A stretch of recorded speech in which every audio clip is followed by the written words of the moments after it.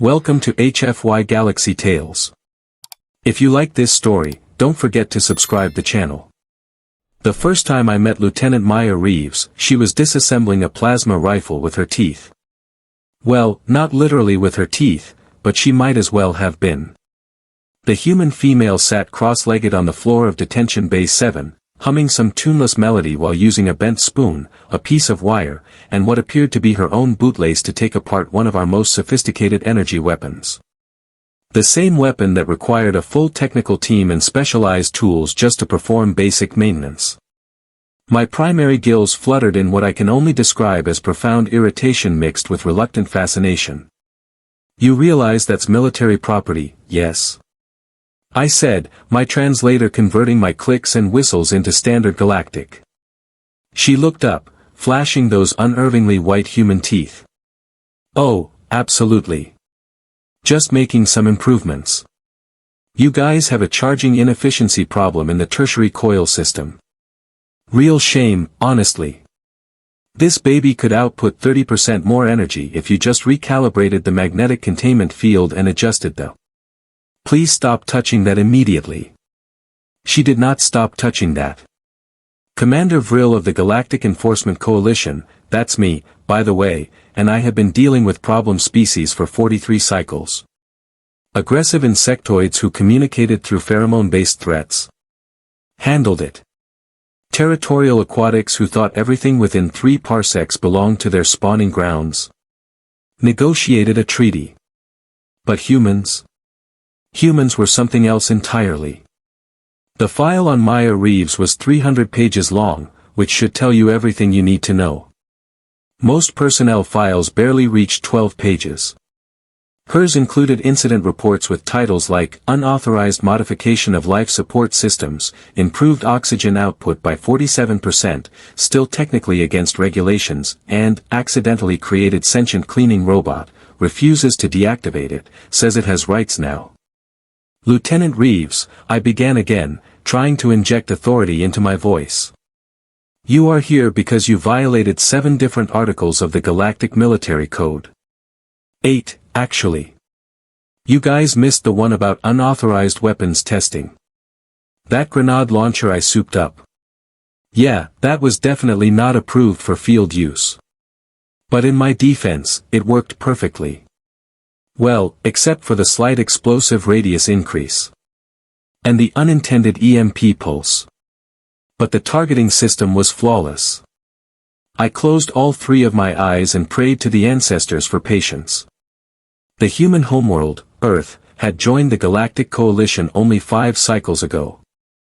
They were still classified as a probationary member species, which meant they had observers, restrictions, and an entire oversight committee dedicated to making sure they didn't accidentally, or intentionally, break the carefully balanced peace we'd maintained for 6,000 cycles. So far, the oversight committee had filed 4,216 incident reports. You were assigned to a simple supply run, I continued, pulling up the holographic display of her latest escapade. Transport nutritional rations from Station Kepler to Outpost Halcyon. A 4-day journey. Minimal risk. Even a juvenile Plaxian could complete this assignment without issue. Maya's eyes, a disturbing shade of green that seemed to shift in the light, sparkled with something I'd learned to recognize as human mischief. See, that's where things got interesting. Things should not have gotten interesting. It was a supply run. Right, but then we encountered those Vrexian raiders. You know, the ones who've been harassing coalition convoys for the past 6 months. The ones your tactical division said were too well equipped to engage without a full battle cruiser. I did know about them. The Vrexian problem had cost us 17 ships and countless resources. They operated with military-grade cloaking technology and weapons that could punch through standard coalition shields like they were decorative fabric. And you engaged them, I said flatly. With a supply transport. Armed with nothing but basic defensive cannons and your apparently infinite capacity for poor decision-making. Maya stood up, the disassembled plasma rifle components scattered around her like the pieces of some child's puzzle. She was tall for a human female, nearly reaching my shoulder, with dark hair pulled back into what she called a ponytail. Her uniform was regulation except for the custom tool belt she'd fashioned from salvaged parts. Okay, first of all, rude. Second, I didn't engage them so much as they engaged me, and I simply responded with appropriate force. Third, and this is the important part, I won. Captured 3 of their ships intact, by the way. Your intelligence division is going to love the data cores I pulled from their systems. This was true. The intelligence division had actually sent me a commendation request for her, which I had promptly incinerated. You modified a supply transport. I gestured wildly, my auxiliary arms flailing. You turned a civilian vessel into a warship in under 4 days. 3 days, actually. I spent the first day organizing the cargo hold. It was a mess in there. Who stacks plasma conduits next to volatile fuel cells? That's just asking for an interdimensional incident. How did you even? I stopped, taking a deep breath through my respiratory sacs. The transport had no weapons manufacturing capability. No advanced fabrication systems. The supplies you were carrying were food rations and medical equipment. Maya's grin widened. You'd be surprised what you can do with a protein synthesizer, some basic surgical lasers, and creative thinking. Oh, and the ship's navigation computer. I repurposed about 60% of its processing power for targeting calculations. We didn't really need it for the autopilot anyway. I'm a better pilot than the computer. This was somehow also true, according to the flight recorder data. The protein synthesizer, I repeated slowly. You weaponized food production equipment. Technically, I turned it into a mass driver using electromagnetically accelerated protein bars as projectiles. Do you know how dense those things are? They're basically already weapons. I just gave them velocity and targeting. The Vrexians never saw it coming. How could they? Who expects to be bombarded by high-velocity nutrition supplements? I pulled up the tactical recording of the engagement. Sure enough, there was the lumbering supply transport, suddenly sprouting improvised weapons from every cargo port and maintenance hatch. Medical lasers, refocused and amplified, cutting through Vrexian shields. Navigation sensors, repurposed as targeting arrays. And yes, protein bars accelerating at relativistic speeds, punching holes through hull plating. It was absolutely insane. It was also tactically brilliant. The Galactic Military Code exists for a reason, Lieutenant, I said, trying to regain control of this conversation. We have protocols. Safety measures. You cannot simply modify equipment on a whim. But that's exactly the problem. Maya interrupted, her voice rising with genuine passion. Your protocols are 6,000 cycles old. Your safety measures were designed for species that think inside very specific boxes. No offense, Commander, but the Galactic Coalition has been using the same tactical playbook since before my great-great-great-grandmother was born. And you know what? Your enemies have learned to read it. She started pacing, her hands moving expressively as she spoke. Humans did that, used their entire bodies to communicate. It was disconcerting. The Vrexians are winning because they adapted. They learned your patterns, your standard responses, your by-the-book procedures. They know exactly what a coalition ship will do in any given situation because you've been doing the same things the same way for thousands of cycles. But humans? We've been fighting wars on our own planet for our entire history. We've had to innovate, adapt, surprise our opponents, or we died. Evolution doesn't care about proper procedure. Evolution also produced creatures that eat their own young, I countered. Natural selection is not a military strategy I'm comfortable endorsing. Fair point. But you have to admit, my way worked. 3 captured ships. 0 casualties on my side. The Vrexians in that sector are going to think twice before attacking another coalition transport. I'd call that a win. I couldn't argue with her results. That was the infuriating part.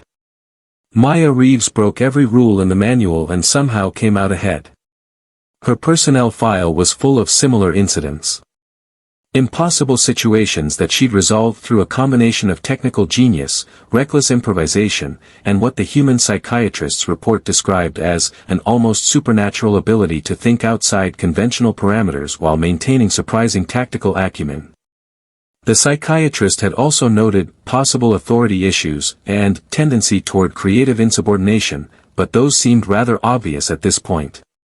The Coalition Council has reviewed your case, I said, pulling up the official documentation.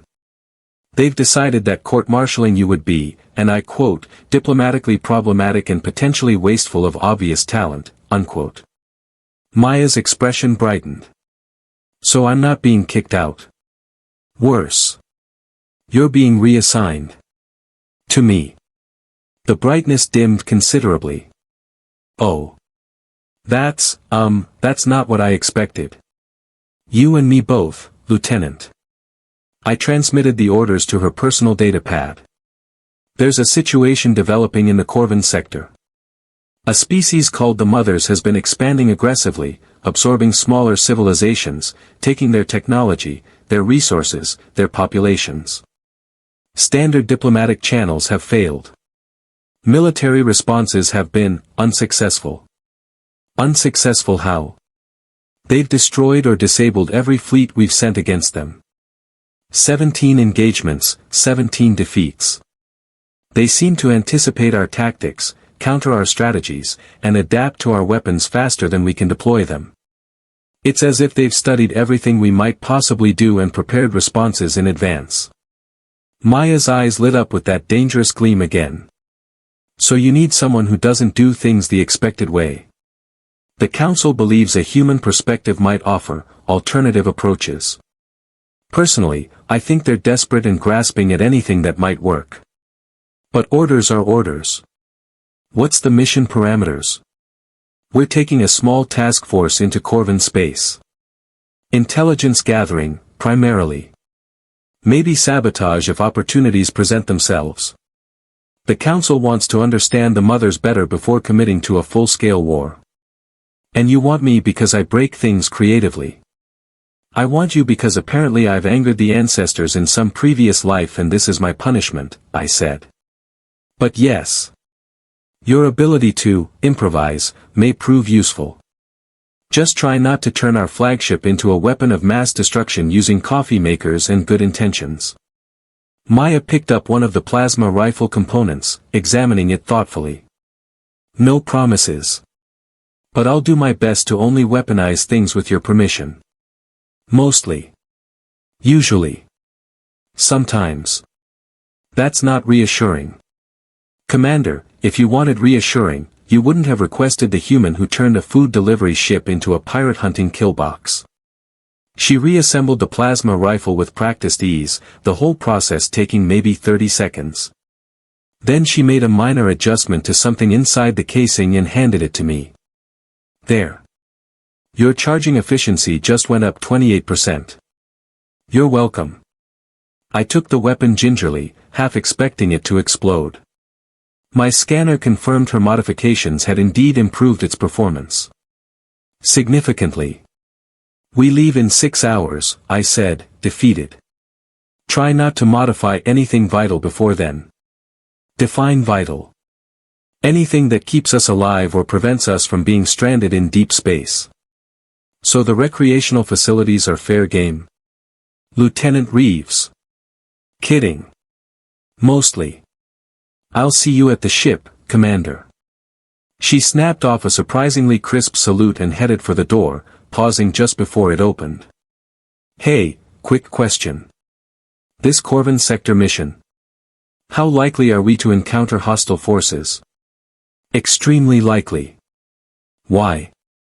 Her grin could have powered a small star. Just wondering how much creative freedom I'll have with the armory. See you soon. She left before I could respond, leaving me alone with a modified plasma rifle and the growing certainty that the next few weeks would either be the most successful operation of my career or the most spectacular disaster in Coalition history.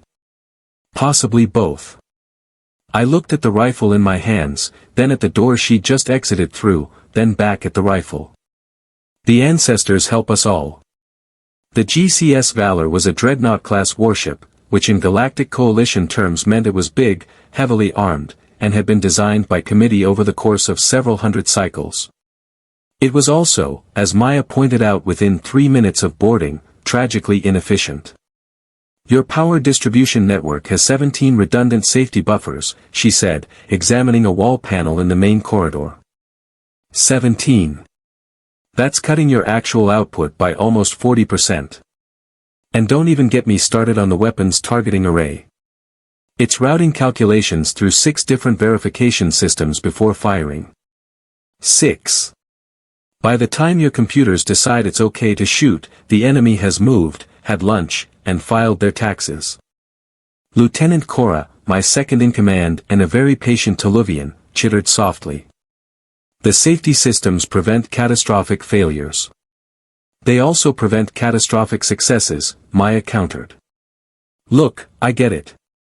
When you've got 1,000 different species working together, you need protocols.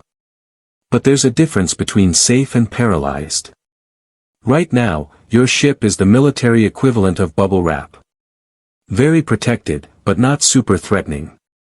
I was beginning to regret this assignment. We'd been underway for 2 days, heading toward the Corvin sector at maximum cruise speed. The task force consisted of the Valor, 2 support frigates, and a stealth reconnaissance ship called the Whisper.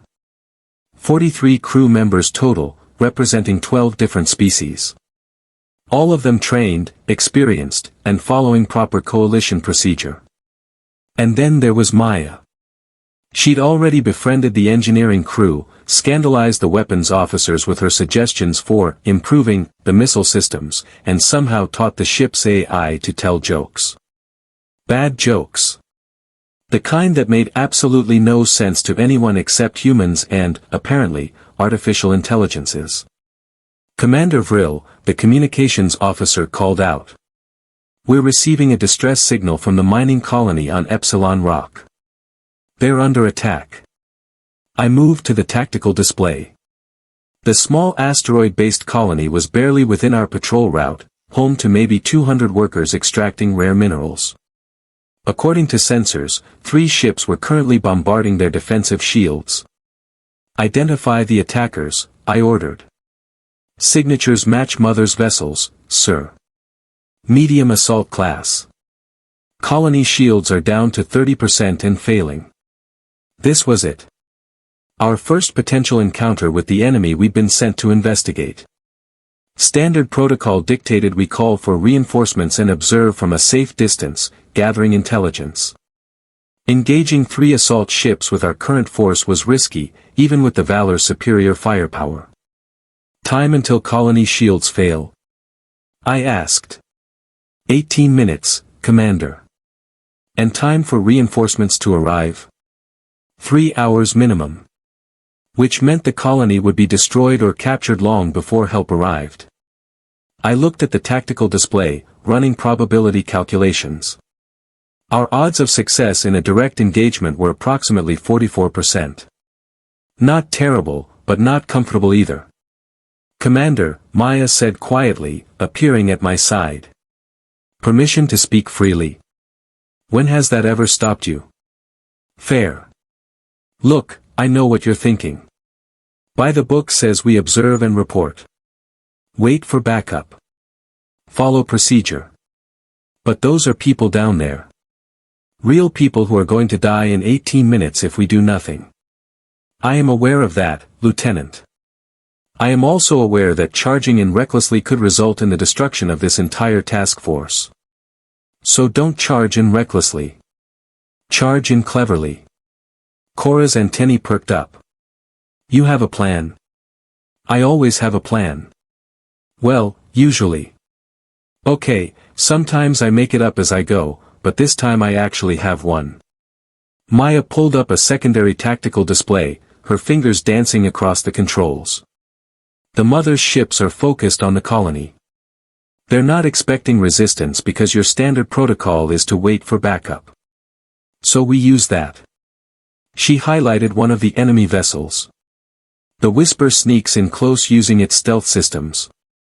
Plants a signal beacon that mimics a coalition distress call from the opposite side of their formation. When they turn to investigate, boom, the Valor hits them from their exposed flank while the frigates provide covering fire. Classic misdirection. That's actually not a terrible plan, Cora admitted. But it requires the Whisper to get dangerously close, I pointed out.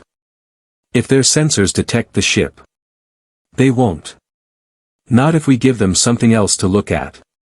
Maya's grin was back. What if we jettison some cargo containers on a ballistic trajectory toward the colony? Fill them with active power cells to create sensor noise. The mothers will think we're trying to resupply the colony's shields. They'll focus on intercepting the containers, which gives the Whisper time to get into position. I studied the plan, running it through tactical simulations. The success probability jumped to 71%. Still risky, but significantly better. You came up with this in 30 seconds? I asked. More like 15.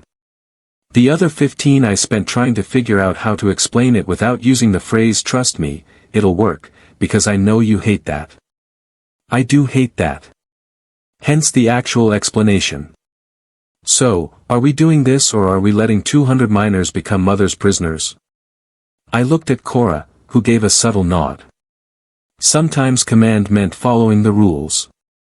Sometimes it meant knowing when to break them. All right. We execute Lieutenant Reeves' plan. Cora, coordinate with the Whisper. Weapons, prepare the cargo containers. And Maya? Yes, Commander. If this works, I'm still not letting you modify the ship's systems. If this works, you won't need to let me. I'll have already done it. What? Kidding. Probably. The next 12 minutes were the longest of my life. The Whisper, piloted by Commander Shen, a human male who was somehow even more reckless than Maya, slipped into position while our cargo containers drew the Mother's attention exactly as predicted. The enemy ships broke formation, two moving to intercept the containers while the third continued bombarding the colony. Whisper in position, Shen's voice crackled over the comm, beacon deployed. And can I just say, this is either brilliant or suicidal, and I haven't decided which yet. Let's aim for brilliant, I replied. All ships, execute attack pattern on my mark. 3, 2, 1, mark. The Valor surged forward, weapon systems lighting up the void. Our primary cannons targeted the nearest Mother's ship, overwhelming their shields before they could react. The frigate split, each engaging one of the other vessels in a coordinated strike. For exactly 45 seconds, the plan worked perfectly. Then the Mothers adapted. Commander, enemy vessels are deploying some kind of energy dampening field, the tactical officer reported. Our weapons efficiency is dropping. Down to 70%. 60. 50. On the display, I watched our attack falter. The Mother's ships, damaged but not destroyed, were recovering. Their own weapons began charging, targeting solutions locking onto the Valor. They're learning our firing patterns, Cora said, her voice tight with tension. Adjusting their shields to compensate. This is what happened to the other fleets. They adapt faster than we can adjust. I was about to order a retreat when Maya stepped up to the weapons console, physically pushing the surprised officer aside. Sorry, need to borrow this. Commander, permission to do something incredibly stupid that will probably work. Denied. Return to your station. Too late, already doing it. Her hands flew across the controls. See, the problem is you're fighting like a computer. Predictable. Pattern-based. But the Mothers are basically supercomputers themselves. They eat patterns for breakfast. So we stop using patterns. That makes no tactical sense. Exactly. Watch this. The Valor's weapon systems suddenly went haywire. Cannons firing at random intervals. Missiles launching in seemingly chaotic trajectories. Energy beams sweeping across space with no apparent targeting logic. It looked like a ship having a catastrophic weapons malfunction. The mother's ships hesitated, their adaptive algorithms trying to find the pattern in the chaos. There was no pattern. Random number generation, Maya explained gleefully. Your computer can't predict it because I'm not letting it try. Every shot is determined by quantum fluctuation in the ship's power core. Completely unpredictable. The mothers can't adapt to something that has no logic.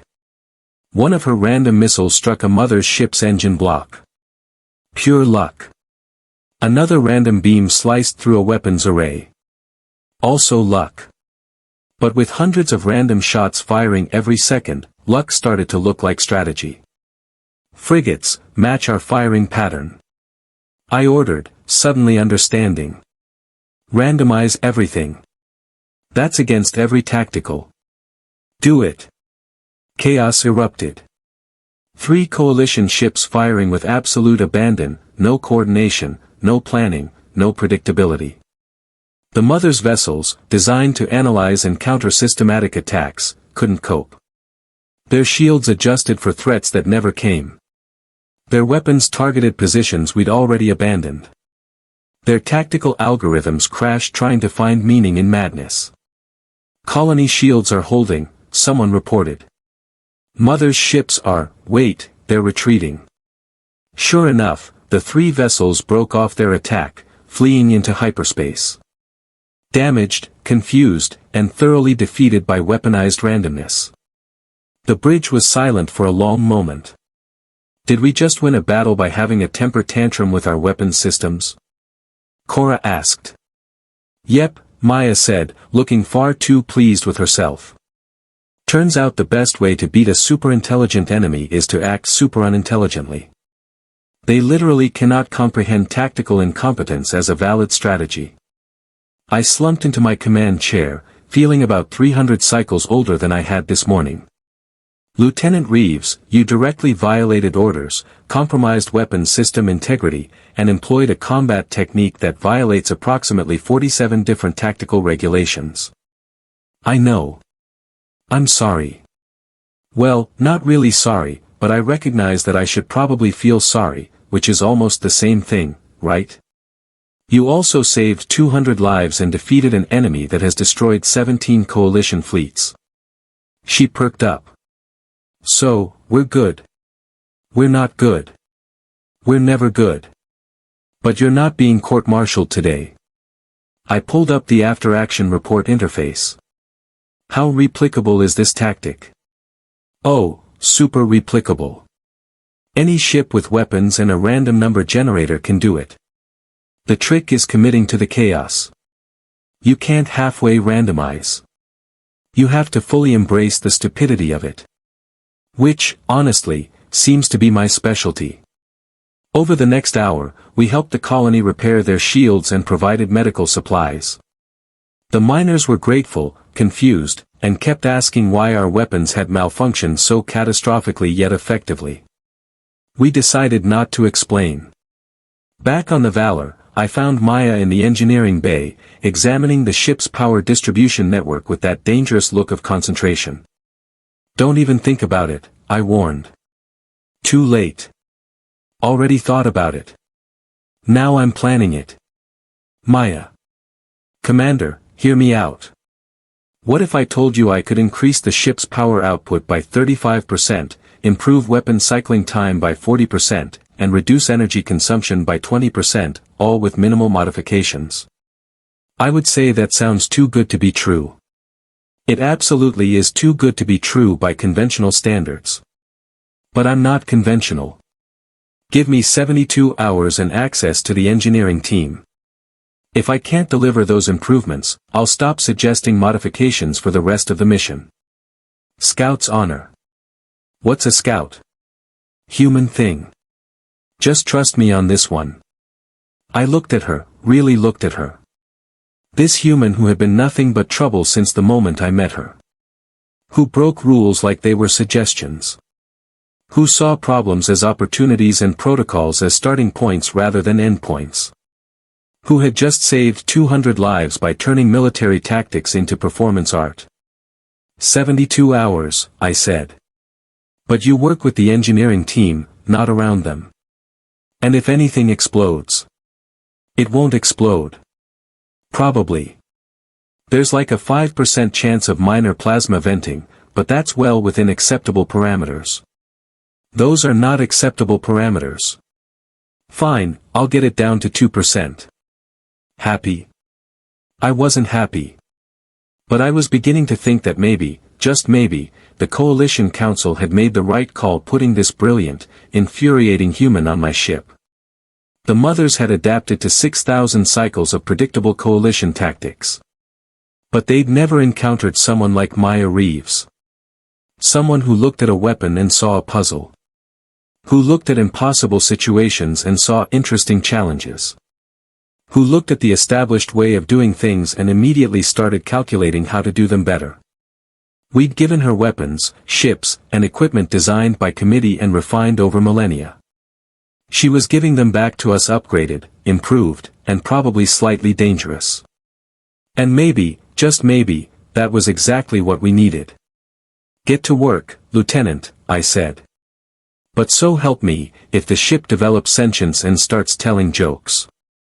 That's only a 3% chance. 4%, tops. As she bounded off toward the engineering bay, already shouting ideas to the bemused crew, Cora sidled up beside me. Think we'll survive this mission, Commander? I watched Maya gesturing wildly, explaining some incomprehensible modification involving quantum flux and creative power routing. I honestly have no idea, I admitted. But it's certainly not going to be boring. The ancestors preserve us. Indeed. Though at this point, I suspect Maya Reeves is a more effective form of divine intervention than prayer. Cora chittered in agreement, and we returned to the bridge, ready to face whatever chaos the universe, and our resident human engineer, decided to throw at us next. Somewhere in the Corvin sector, the mothers were analyzing their defeat, trying to understand what had gone wrong. Good luck with that. You can't algorithm your way out of human ingenuity wrapped in acceptable chaos and delivered with a smile. They'd learn that soon enough. We all would.